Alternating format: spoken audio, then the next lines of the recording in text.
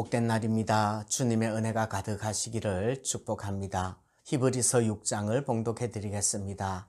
그러므로 우리가 그리스도의 도의 초보를 버리고 죽은 행실을 회개함과 하나님께 대한 신앙과 세례들과 안수와 죽은 자의 부활과 영원한 심판에 관한 교훈의 틀을 다시 닦지 말고 완전한 대로 나아갈지니라. 하나님께서 허락하시면 우리가 이것을 하리라.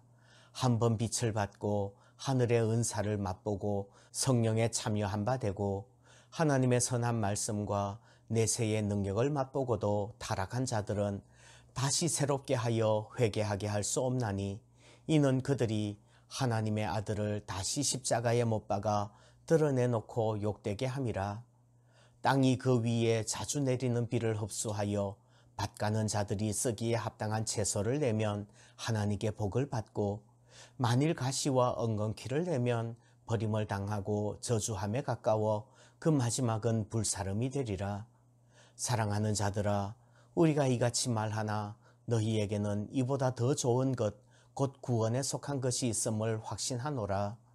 하나님은 불의하지 아니하사 너희 행위와 그의 이름을 위하여 나타낸 사랑으로 이미 성도를 섬긴 것과 이제도 섬기고 있는 것을 잊어버리지 아니하시느니라. 우리가 간절히 원하는 것은 너희 각 사람이 동일한 부지런함을 나타내어 끝까지 소망의 풍성함에 이르러 게으르지 아니하고 믿음과 오래 참음으로 말미암아 약속들을 기업으로 받는 자들을 본받는 자 되게 하려는 것이니라. 하나님이 아브라함에게 약속하실 때에 가리켜 맹세할 자가 자기보다 더 큰 이가 없으므로 자기를 가리켜 맹세하여 이르시되 내가 반드시 너에게 복주고 복주며 너를 번성하게 하고 번성하게 하리라 하셨더니 그가 이같이 오래 참아 약속을 받았느니라. 사람들은 자기보다 더 큰 자를 가리켜 맹세하나니 맹세는 그들이 다투는 모든 일의 최후 확정이니라. 하나님은 약속을 기업으로 받는 자들에게 그 뜻이 변하지 아니함을 충분히 나타내시려고 그 일을 맹세로 보증하셨나니, 이는 하나님이 거짓말을 하실 수 없는 이 두 가지 변하지 못할 사실로 말미암아 앞에 있는 소망을 얻으려고 피난처를 찾은 우리에게 큰 안위를 받게 하려 하심이라. 우리가 이 소망을 가지고 있는 것은 영혼의 닷 같아서 튼튼하고 견고하여 휘장 안에 들어가나니, 그리로 앞서가신 예수께서 멜기세덱의 반차를 따라 영원히 대제사장이 되어 우리를 위하여 들어가셨느니라.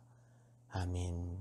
오늘 2절 마지막에는 완전한 대로 나아갈지니라 말씀을 합니다. 우리가 예수를 믿은 지가 오래됐는데 아직까지 젖이나 먹는 어린아이 수준에 머물러서는 안 된다는 말입니다. 히브리서 5장 마지막에서는 이렇게 말씀을 합니다. 때가 오래되었으므로 너희가 마땅히 선성이 되었을 터인데 너희가 다시 하나님의 말씀의 초보에 대하여 누구에게 가르침을 받아야 할 처지이니 단단한 음식은 못 먹고 젖이나 먹어야 할 자가 되었도다. 이는 젖을 먹는 자마다 어린아이니 의의 말씀을 경험하지 못한 자요, 단단한 음식은 장성한 자의 것이니 그들은 지각을 사용함으로 연단을 받아 선악을 분별하는 자들이니라 말씀을 합니다.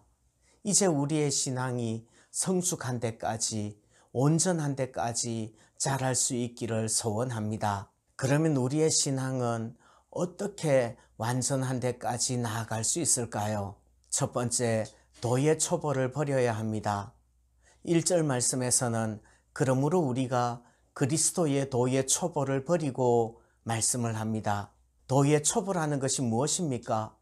죽은 행실을 회개함과 하나님께 대한 신앙과 세례들과 안수와 죽은 자의 부활과 영원한 심판에 관한 교훈의 터가 도의 첩보지요. 그런데 이것들은 기독교를 가장 기독교되게 하는 기본적인 교리 아닌가요? 이 교리들이 흔들리면 기독교가 세워질 수조차 없습니다. 그래서 이런 것들을, 이 도의 첩보를 교훈의 터라고 말씀을 합니다. 기초라는 말이지요. 기초가 튼튼해야 합니다. 그러나 그렇다고 해서 기초만 계속 닦아서는 안 된다는 말이죠. 튼튼한 기초를 틀을 닦았다면 이제는 그 위에 건물을 지어야 됩니다. 그래서 2절 마지막에서는 틀을 다시 닦지 말라고 합니다. 신앙적인 기초에 계속 머물러 있지 말고 완전한 대로 나아가기를 소원합니다. 두 번째, 완전한 대로 나아가기 위해서는 은혜 받고 타락하면 안 됩니다. 도의 초보를 버리라고 해서 모든 교리적인 교훈의 틀을 다 없애버리면 큰일 납니다. 기초공사를 튼튼히 했다면 이제는 그 기초 위에 집을 지어야지 기초를 뜯어버리고 집을 지을 수는 없습니다. 4절부터 보시면 이렇게 말씀합니다. 한번 빛을 받고 하늘의 은사를 맛보고 성령에 참여한 바가 되고 하나님의 선한 말씀과 내세의 능력을 맛보고도 타락한 자들은 다시 새롭게 하여 회개하게 할 수 없나니 이는 그들이 하나님의 아들을 다시 십자가에 못 박아 드러내놓고 욕되게 함이라 말씀합니다. 한번 예수 믿고서 말씀대로 살지 않고 교리적인 기초 다 팽개치고 세상 사람들처럼 살면 안 된다는 말입니다. 그것은 마치 봄에 밭을 다 갈아놓고 그냥 방치해서 다시 잡초만 무성하게 자라는 것과 같습니다. 밭을 갈았으면 좋은 곡식을 심어야만 될 줄 믿습니다. 세 번째, 완전한 대로 나아가기 위해서는 더 좋은 것을 추구해야 합니다. 9절에서 히브리 성도들은 이미 완전한 대로 나아가는 더 좋은 것이 있다고 말씀을 합니다. 더 좋은 것은 바로 구원에 속한 것입니다. 더 좋은 것, 곧 구원에 속한 것은 바로 믿음, 소망, 사랑으로 행하는 것입니다.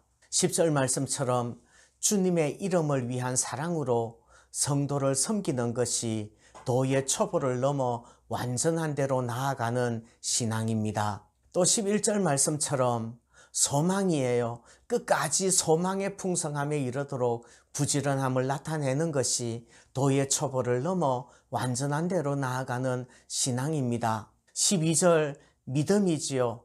약속들을 기업으로 받기까지 게으르지 아니하고 믿음과 오래 참음으로 나아가는 것이 도의 초보를 넘어 완전한 대로 나아가는 신앙인 줄 믿습니다. 더 좋은 구원에 속한 것, 즉 믿음, 소망, 사랑의 신앙으로 완전한 데까지 나아가는 우리가 되기를 소원합니다.